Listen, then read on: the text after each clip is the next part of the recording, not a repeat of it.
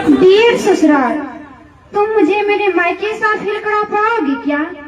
Dear ससुराल, तुम मुझे मेरे मायके साथ हिल करा पाओगे क्या? बहू बनने का शौक नहीं, बहू बनने का शौक नहीं, मुझे अपनी बेटी बना पाओगे क्या? डियर सासू माँ, मैं वादा करती हूँ मैं आपको अपनी माँ जैसा प्यार दूंगी। हर तीज त्योहार पर अपनी माँ की तरह सवार दूंगी और मन की न होने पर मुँह भी बनाया करूंगी। पर हाँ, मैं थोड़ी सी जिद्दी हूँ, ऐसा मेरी माँ कहती है। पर मेरी हर जिद को पूरा करने के लिए वो पापा से भी लड़ती है। तो क्या आप लोग भी मेरी छोटी छोटी जिद्दों को पूरा कर पाओगे क्या? और बहू बनने का शौक नहीं, मुझे अपनी बेटी बना पाओगे क्या? डियर पिताजी, डियर ससुर जी, मैं आपसे वादा करती हूँ मैं आपको अपने पापा का दर्जा दूंगी। आँखों में आपके लिए सम्मान और छोटी छोटी बातों पर झगड़ा करूंगी। पर हाँ, मैं अक्सर ख्याल रखती हूँ अपने पापा के हर चीज का। तो आपकी दवाइयों का भी पूरा हिसाब रखूंगी। तो आप भी मेरी माँ की तरह जब पापा मुझे डांटे तो अपने गले लगा पाओगे क्या? और बहू बनने का शौक नहीं, मुझे अपनी बेटी बना पाओगे क्या? डियर भैया जी, मैं वादा करती हूँ मैं आपको अपनी छोटी बहन सा प्यार करूंगी।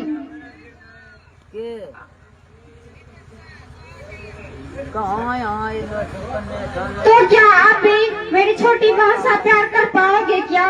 जेठ होने का मतलब रौब झाड़ना नहीं, ऐसा समाज को बतला पाओगे क्या?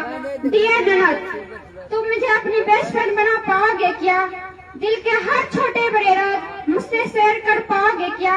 और भाभी बनने का शौक नहीं, मुझे अपनी बेटी बेस्ट फ्रेंड बना पाओगे क्या? अपने घर के हर छोटे बड़े फैसलों में पॉइंट ऑफ व्यू होता है मेरा।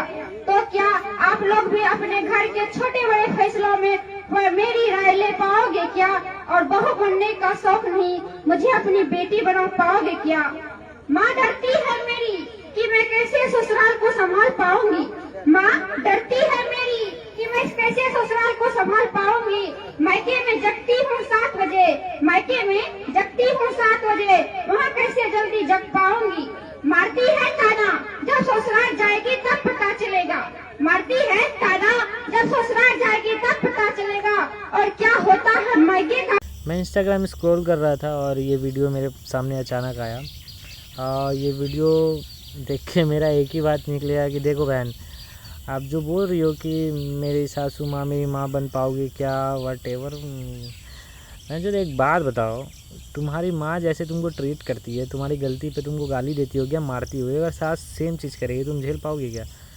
कभी नहीं झेल पाओगी, ठीक है।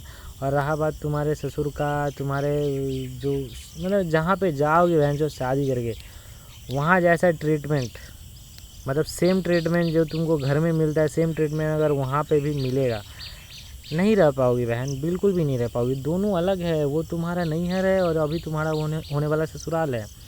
जैसे हम लोग 10 क्लास तक जो पढ़ते हैं वो माहौल अलग रहता है, फिर हम लोग 11-12 में जाते हैं वो भी माहौल अलग रहता है। और फिर जो हम लोग चाहेंगे कि जो हम लोग ने स्कूल लाइफ को झेला है, झेला क्या एंजॉय किया, सॉरी झेला ने बहुत एंजॉय किया है, लेकिन उस समय लगता है हम लोग झेल रहे हैं।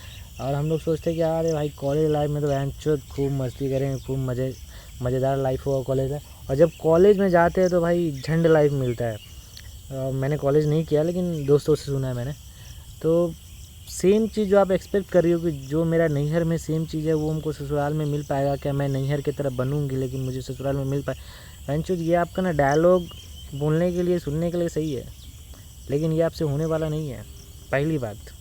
दूसरी बात, नैहर और ससुराल दोनों में ज़मीन आसमान का अंतर है, लेकिन हाँ खुशी खुशी रहा जा सकता है, सब मिल के रहा जा सकता है घर परिवार की तरह, क्योंकि वो भी आपका एक नया घर है।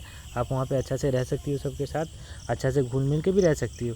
लेकिन आप जो डिमांड कर रही हो कि माँ के तरह आप बन पाओगी का सासू माँ, तो माँ जैसे आपको मारती होगी, गाली देती होगी, अगर साथ देने लगी ना एक दिन भी आप टिकोगे नहीं, अपने पति को लेके अलग हो जाओगे, ठीक है। और ये करवा सच है। तो ये सब स्टेज पे बकचोदी करने से पहले ना थोड़ा सोच लेती। वैसे दिमाग है नहीं, तुम्हारे घुटनों में ही है मुझे तो लग रहा है। मैंने सुना था कि लड़कियों का दिमाग घुटनों में होता है, बट आज मैंने देख भी लिया। मार चोट दिए भैया जी आप तो।